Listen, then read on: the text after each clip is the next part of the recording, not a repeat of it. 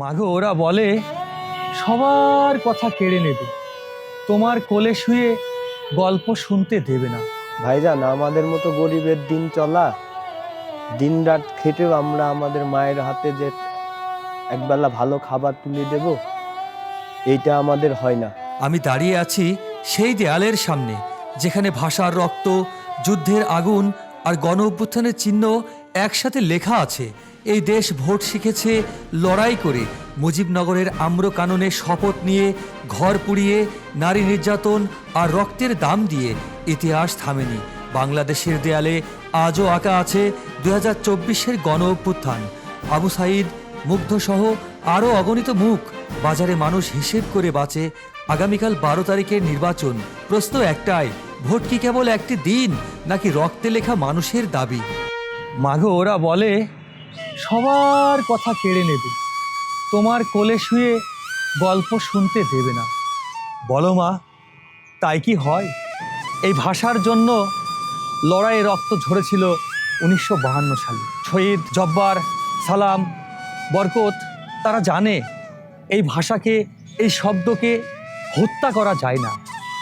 তাই আমরা আবারও সেই স্বপ্নের দিকে হাঁটছি। আপনাদের কাছে আমাদের একটি প্রশ্ন, আগামীকাল 12 তারিখের ভোটের দিন শুধুমাত্র কি একটি সাধারণ দিন, নাকি সমস্ত মানুষের লড়াইয়ের ফল?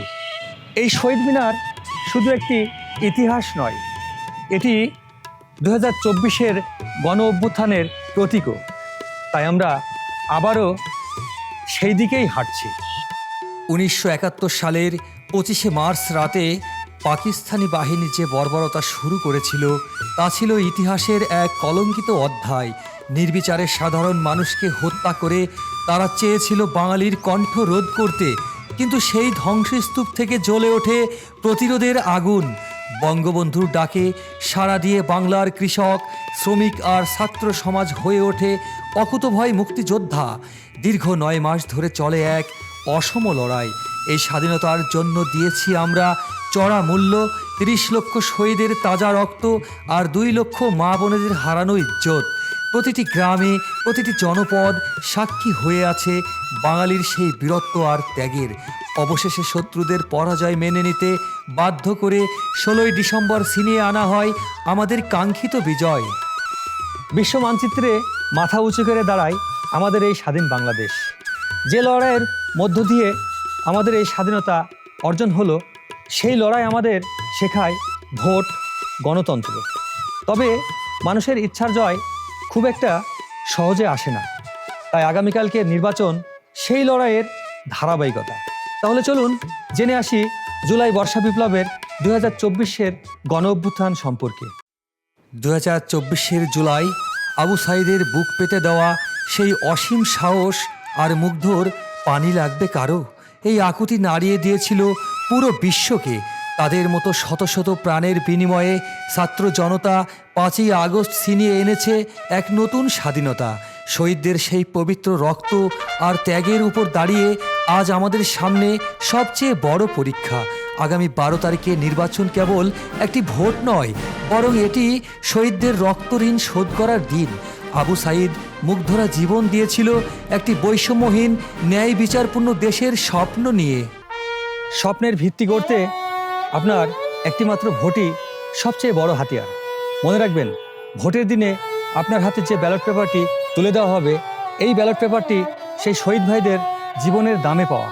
তাই আগামীকালকের 12 তারিখের নির্বাচনে আপনার সচেতন অংশগ্রহণই নিশ্চিত করবে আগামী দিনের বাংলাদেশ কেমন হবে।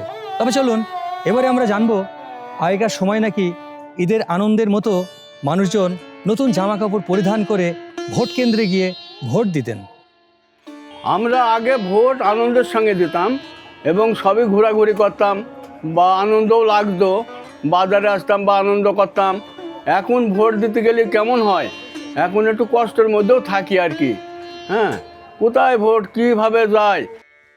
আগে আমরা ভোটের সময় একটি ঈদের আনন্দ, ভোট দিতে যেতাম। ভোটের আগে কত আনন্দ হতো, মানুষ আসতো, এসে আমাদের সঙ্গে বড় বড় নেতারা কোলাকুলি করতো, হ্যান্ডশেক করতো, ভোট চেত।